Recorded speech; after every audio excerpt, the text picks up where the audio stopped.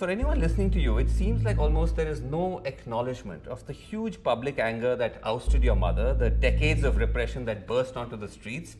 Your mother's government makes a brutal attempt to suppress that uprising, fails, she has to leave the country. No remorse for any of that? If you've listened to my statements online, I have said again and again, the Awami League mishandled the protests. Our government mishandled the protests. Isn't mishandling a mild word for the killings of hundreds and hundreds of mainly unarmed protesters by the security forces, ordered by your mother? None of it was ordered by my mother. If my mother had been willing to kill protesters, she would still be in power. In this, the second episode of our series ahead of Bangladesh's upcoming elections, I'm far away from Dhaka. I'm in Washington, D.C., home to the son of Sheikh Hasina, Sajib Wazed, or Joy as he's known. Since Sheikh Hasina's dramatic overthrow in August 2024, when mass protests forced her to flee Bangladesh, she's been living in New Delhi under the protection of the Indian government and has not appeared on camera. Many of her key ministers too are in exile and reluctant to appear on TV. In this vacuum, her son has emerged as one of the key spokespersons for his mother and for her party, the Awami League. For the first time in Bangladesh's history, the Awami League has been banned from contesting elections. I'm here to ask Sheikh Hasina's son, has the Awami League learnt any lessons from the massive public backlash to years of its repressive politics? Or is the party and its leadership still in a state of denial? More fundamentally, does the Awami League, one of the most dominant forces in Bangladesh, have a future at all? Mr. Wazed, thank you so much indeed for talking to us. Now, you've been saying that the ban on the Awami League from contesting these elections is undemocratic and illegitimate. And let's agree that sweeping bans on political parties are a bad idea. Many human rights watchdogs say that. But isn't there a great irony here? Because when you complain about rigged elections and unfair practices, that's exactly what the Awami League has been accused of doing for years in order to win elections. This is true, the accusation, but you look at the facts. Okay. The Awami League never banned anyone, first of all. We have never imposed a ban on any political party. It was a court decision, it was an appeal from a third party that upheld that Jamaat's constitution conflicted with our constitution. You're referring to the ban on the Jamaat-e-Islami, which is one of the major political parties in Bangladesh. Yeah, but the Awami League government never officially banned Jamaat. Okay, you didn't ban anybody, but at the same time, and this is just one of many different sources I'm going to cite. Human Rights Watch says that the Hasina-led government has effectively captured key institutions, including the Election Commission. The US State Department said that the 2024 elections, the last election, which you won with a landslide, your mother won with a landslide, was not free or fair. The UN's Human Rights Council said the Awami League's election victories were marred by irregularities, violence, and intimidation by security forces. I can keep going. No, I've heard them all. Look, if you look at before the 2018 elections, our polls, the Americans' opinion polls, showed the Awami League was going to win by a landslide. None of us wanted any irregularities. There were people in the administration that took it upon themselves. My mother and I, from the party side, we were furious. We wanted a clean election because we were going to win anyway. Our opinion polls, I myself run our polling for our party. Mm-hmm. We polled 160 constituencies. Right. In those 160 constituencies, which were the battleground out of 300, our minimum margin of victory was 30%. So there was absolutely no reason. Now, the 2024 elections, there was no rigging. Now, unfortunately, our opposition decided to boycott. No, but hold on. The argument could be the opposition was boycotting because of the climate. The environment was such that it wasn't free and fair. They were saying that these were marred by violence, intimidation by security forces. The Election Commission has been captured by your mother's government. Those are very serious charges. The Election Commission was nominated and selected from a committee, not by our government. Okay. If you look at what's happening now, why are these same observers not saying anything? You have the elections with the major party banned. Yes. You've got now evidence is coming out online of postal ballots, hundreds of postal ballots being stuffed. So actually, Why some are of these bodies have questioned the ban. They have critiqued the ban. But as I said, that doesn't take away from the fact that the Awami League's own record when it comes to elections is marred not just by irregularities. These are serious malpractices. But I want to move on. I want to come back to the ban. Because one of the reasons for the ban is the government says you're inciting violence in these elections. And that's true, isn't it? Because you've said in interviews that we will not allow elections without the Awami League to go ahead. We will do whatever it takes. If the government's crack down on our protests, then it's going to lead to violence. I'm warning of it. Right. You stand by this. But yes, well, when you push someone into a corner, what's going to happen? We don't want violence. We're not even being allowed to protest. So what violence is the Awami League committing right now? I'm talking about the threat. Yes, I understand. What I'm saying is if you back someone into a corner, you do not leave them any options, what are they going to do? The option could be to tell your protesters or your supporters not to respond to provocation. As a responsible political party, you can say, let me just make the argument. You can tell your supporters, don't take the violent path, regardless of the provocation, because otherwise you're actually making the government's case for them, because they will look at what you're saying and say, listen, this is why we need to ban them, because the Awami League has gone rogue. So again, anything that this regime is doing, all the violence they have committed, that's okay? Two wrongs don't make a right. Right now, you have, since the protests of last July, hundreds of our activists have been killed. 30 some odd have been killed in custody. A Hindu gentleman, a minority leader of our party, was killed in jail under custody just the past week. So you say two wrongs don't make a right. When you suppress someone by force, you do not give them any other option. What's going to happen? No, but Mr. Wazir, don't you believe that by using this kind of rhetoric, you are actually then endorsing the view that the Awami League deserves to be banned? Because of, as I said, the fact that you're holding out this threat of violence. Let us contest or else. I did not threaten violence. I said that if you suppress the protests with violence, of course there will be violence.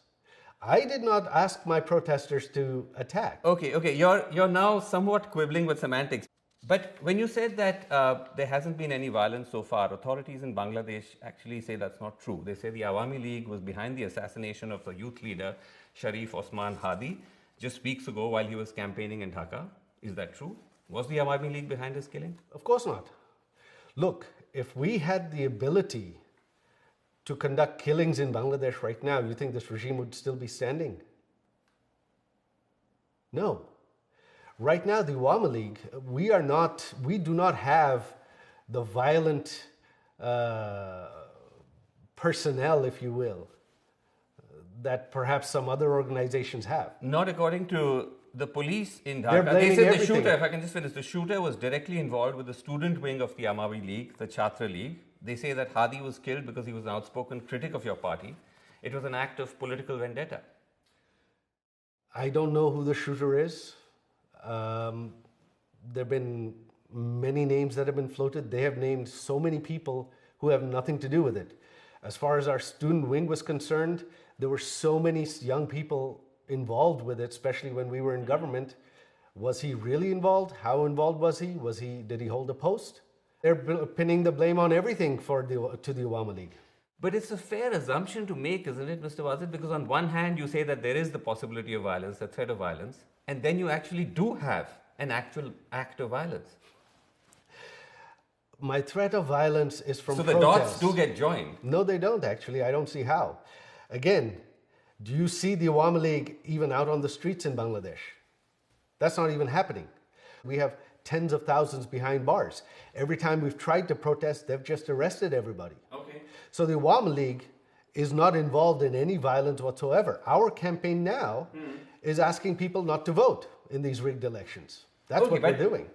Okay, but let me ask you this. For anyone listening to you, it seems like almost there is no acknowledgement of the huge public anger that ousted your mother, the decades of repression that burst onto the streets. Your mother's government makes a brutal attempt to suppress that uprising, fails. She has to leave the country. No remorse for any of that? That is not true. If you've listened to my statements online, I have said again and again, the Awami League mishandled the protests. Our government mishandled the protests. Isn't mishandling a mild word for the killings of hundreds and hundreds of mainly Again, unarmed protesters by the security forces, ordered by your mother? None of it was ordered by my mother. If my mother had been willing to kill protesters, she would still be in power. You look at what's happening in Iran right now. Are they able to do anything? No. My mother's statement. Yes. Again and again, yes. And to me, my conversation that day was, they're marching on the Prime Minister's residence. Our special security force and the Prime Minister's guards are ready to defend her. But if that happens, hundreds will die. I don't want their blood on my hands. That is what my mother said. During that time, hundreds of police officers were killed. Hundreds of our activists were killed as well. This regime actually granted immunity to the protesters for the killings of... Let's stay away from this regime for a second, because when you say your mother didn't give the instructions, you saw the Al Jazeera reporting on it, the BBC reporting on it, the recordings that were there. Yes, if I can just finish, where your mother can be heard saying she's cleared the use of lethal force against the protesters. She says, I've issued an open order. Now they will use lethal weapons, shoot wherever they find them. No, that is actually, both Al Jazeera and BBC have taken that clip out of context. I have put that full clip on my Facebook page. She says she orders for the arrests of protesters and lethal force to protect property and life against militants. There were militants involved in it.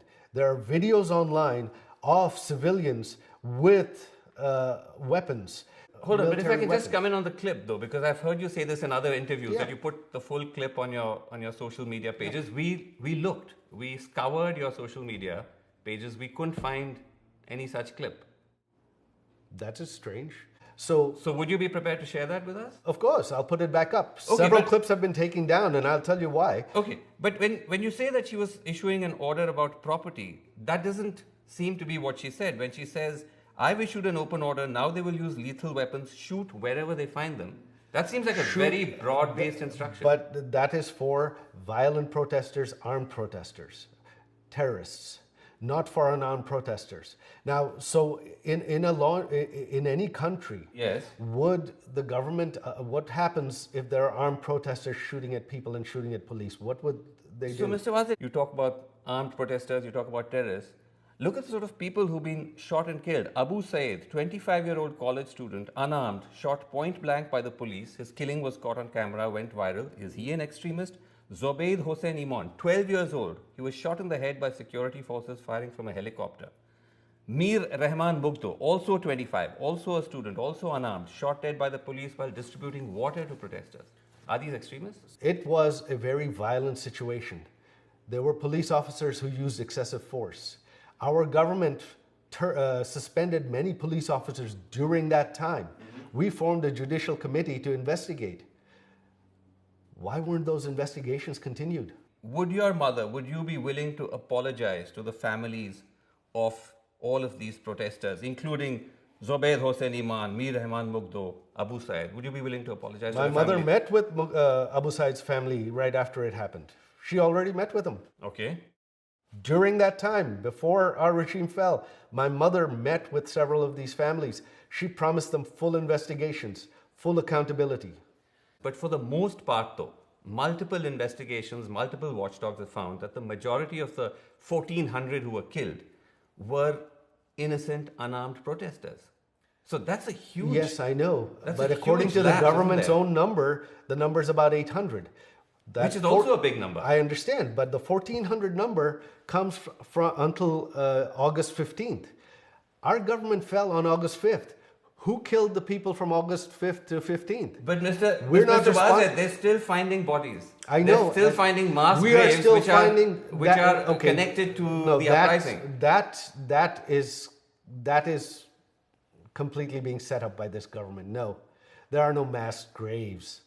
You're denying the mass graves that have been I found? have not heard of mass graves. Okay. Well, there's one that was just discovered with 114 bodies this month. What about the 500 people that were killed after our government fell? Who killed them? Why were who killed them? Again, respectfully, No, this, is in that what, this is whataboutery, though. You're talking about the 1400 number. Look, justice must be equal. You cannot have one-sided justice. One-sided justice is not justice. Okay, but shouldn't the justice, Mr. Wazeb, also extend to the political leadership? Because if I can finish, the UN investigation found that they were able to establish that the serious abuses against protesters by security forces occurred with the full knowledge, coordination, and direction of the political leadership, which obviously includes your mother. That is a complete fallacy. I know the UN report is biased. Again, like I said, the UN report lists 1,400. It includes deaths after our government fell, and they've blamed our government for it. How is that a fair report? So you reject the UN report, you reject the BBC and Al Jazeera recordings. No, it's then a question of being very selective with what you accept and what actually, it's the BBC and Al Jazeera that have been selective. Okay. And we have provided full clips online. We have provided pictures online of other people that were killed. We have provided pictures and of police officers that were killed. As I said, those clips we are not able to find. We'll receive them from you. But I want to come back before I move on to the fundamental point you're making. You're saying that then your mother is not at all accountable for I'm not, all of those that is killings, not what I'm saying. All of the excesses. No, that is not what I'm saying at all. State power. What I'm saying is this. We did not grant immunity to anyone. We wanted justice for everyone, anyone who was responsible for any deaths. What you including have now, her. What about that justice? Because my mother did not order any killings. My mother did not want any deaths. As I said, there is the audio, there is the UN report. You reject both of them. No, the audio includes, but that's your choice. Includes my mother. Okay, let me move on, Mr. Wazeb, because it's not just charges of repression. Party leaders, including you, your family members, face allegations of embezzling billions of dollars from Bangladesh. You've personally been charged with accumulating illegal wealth running into millions of dollars, which Bangladeshi authorities say we've used to buy homes, including here in America. Right. Is that true? Where are these homes? You're in my house. This is the only home I own. I applied and got my US citizenship earlier this year. Now, if I had hidden wealth, if I had all these illegal properties, how would I receive US citizenship? The FBI investigated me. Where is it? Allegations are easy to throw around. They have not been able to name one business, one instance where Mr. any of my Wazeb, family has been involved in corruption. Okay, if that's the case, if the allegations are so bogus, why is it that your cousin Tulip Siddique, who's an MP in the UK, resigned as minister from the Starmer cabinet? Because she's also been accused of the same allegations. Yes, that was because of political embarrassment. This was a smear campaign against her. To date, the government of Bangladesh, this regime, the Anti-Corruption Commission, they have not provided one shred of documents, one shred of evidence. They have not even provided us anything. But surely, if it was so insignificant, the charges, someone who's a minister in the UK cabinet wouldn't have to resign. I mean, obviously that suggests that there must have been something substantial or something. No, she was cleared by the UK watchdog. They investigated her and cleared her. So how did the UK watchdog resign? She resigned to avoid embarrassment, to avoid embarrassing the government. But the UK watchdog cleared Tulip of any irregularities. How did they clear her? Okay, what about then the Awami League minister, the former minister, who was found to have 360 houses in the UK? Those properties are now being frozen. That's not bogus. What do I have to do with him? I don't know. He was a minister in your mother's cabinet. I can't be responsible for, my family can't be responsible for everyone.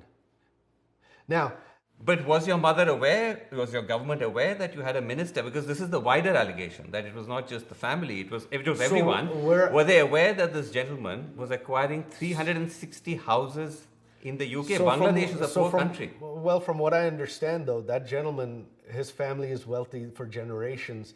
They have properties in the US, properties in the UK that they've been investing for years. That's what I know.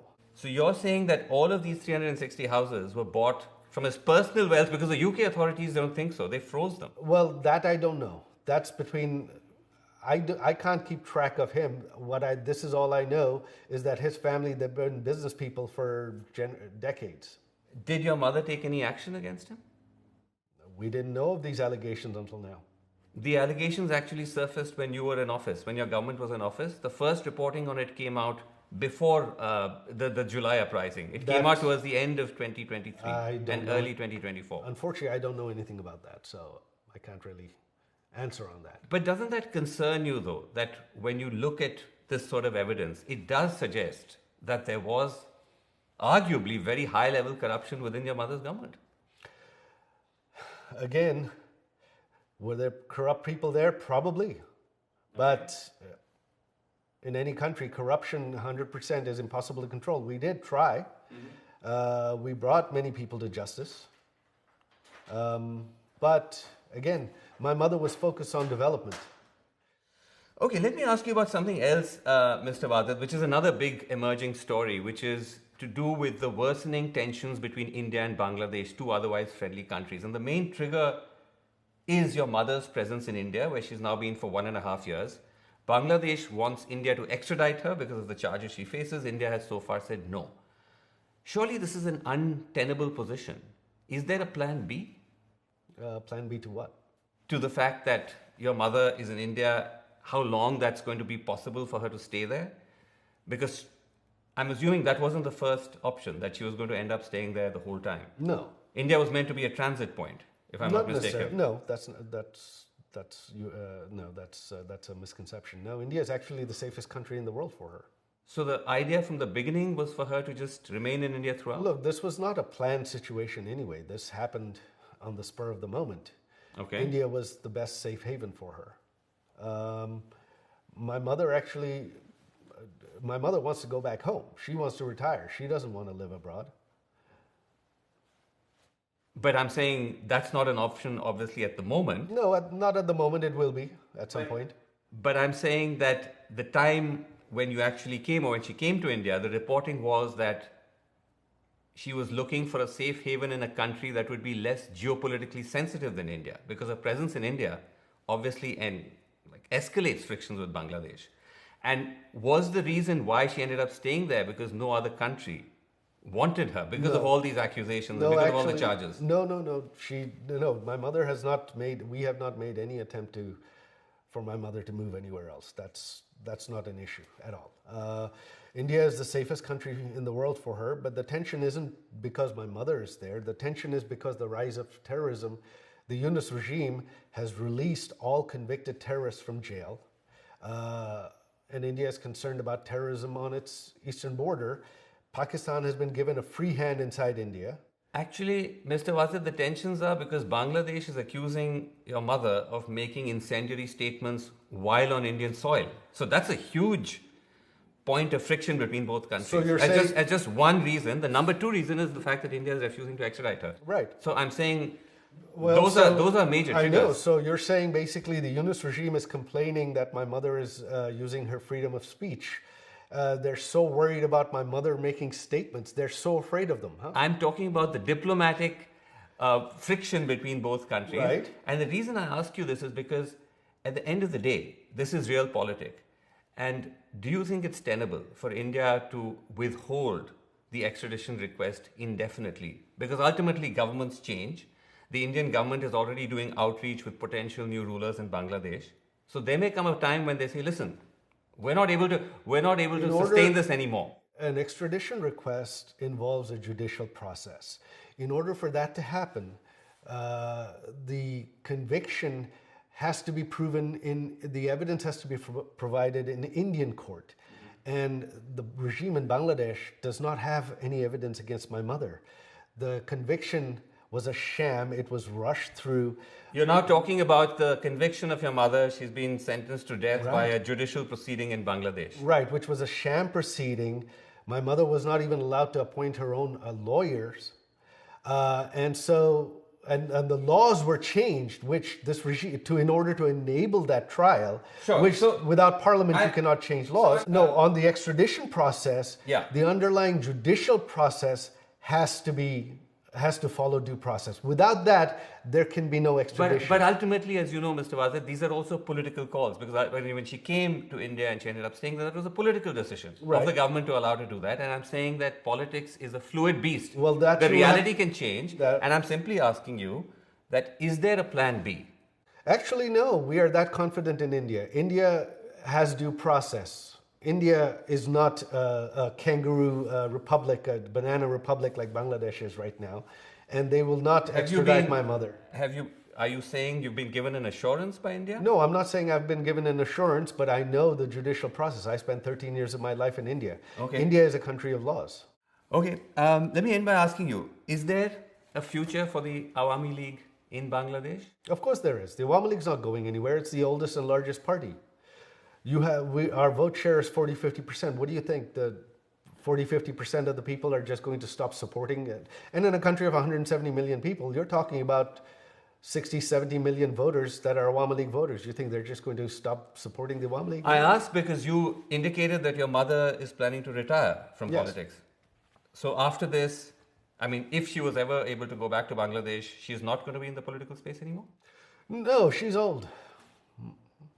My mother's elderly. This was going to be her last term anyway. She wanted to retire. So this is, in a sense, the end of the Hasina era? Possibly, yes. Okay. So you're saying that if the Awami League does get a chance to re-enter Bangladesh politics, it'll be without her? Yeah. Awami League is a political party. It's the oldest party. It's been around for 70 years. It will continue with or without her. No one lives forever. Why should young Bangladeshis, Mr. Bazad, many of whom were part of the uprising that ousted your government from power, ousted your mother from power, why should they trust your party? Then why don't we put it to a fair vote and let the people of Bangladesh decide? For 17 years, the development the Awami League provided, the stability and security the Awami League provided, the freedom, the stop to terrorism that the Awami League provided was unprecedented in Bangladesh's history. This is one fact that no one can deny, that the economic development, security and stability during my mother's 17 years was unprecedented in Bangladesh's history. I mean, if that was the case, then why would the people have taken to the streets to oust her? Surely there was something deeply wrong. But I leave you with that because you're saying that the Awami League is still the best antidote for the chaos of Bangladesh. There is undeniably going to be chaos after a revolution, but whether you are the cause for it or the cure is something that you will agree is a matter of debate. Look, 17 years, did our government make mistakes? Did our people in our government commit excesses? Yes. Right. I myself wasn't happy about many of them. I personally feel there were people in our government that should have been held accountable that weren't. Isn't that possible? But again, no, because look at the past 1.5 years. What do you have? Things are much, much worse. The economy has crashed. There's no law and order. Terrorists are running rampant. And now you have a completely rigged, farcical election. Okay, as I said, cause or the cure, that's a matter of debate. As I said, many would hold the Awami League guilty of those same charges as well. But thank you very much indeed for taking the time to talk to us. My pleasure. And taking our questions. Thanks very much.